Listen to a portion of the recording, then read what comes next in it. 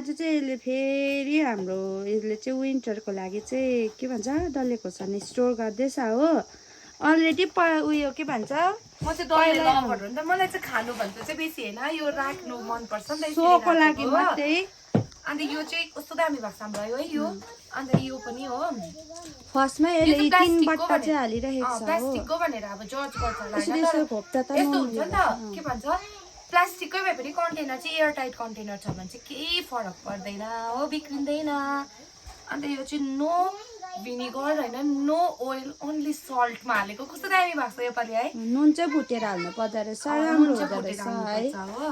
अन्त फेरि मैले ल्याएको छु अन्त फेरि हाल्नु आँटेको छ अब यो चाहिँ आई थिङ्क अब कति हो 5 बोतलहरू चाहिँ हुन्छ होला है यो अलरेडी 3 टा हुन्छ गर्छ नि त यो मलाई चाहिँ हैन खानु चाहिँ म सक्दिनँ खाने चाहिँ उहाँ हुनुहुन्छ हो सजाउने चाहिँ म पुरा मनपर्छ मलाई सजाउने चाहिँ कसलाई डल्ले खोर्सानी मनपर्छ है कमेन्ट गर्नु ल मलाई पनि अब मन त पर्छ तर देख्दा चाहिँ पुरा मनपर्छ अन्त मेरो लुगा र डल्ले खोर्सानी कलर चाहिँ एउटै भइरहेको रहेछ अन्त हैन म चाहिँ पिरा भनेर बसेको थिएँ कि म चाहिँ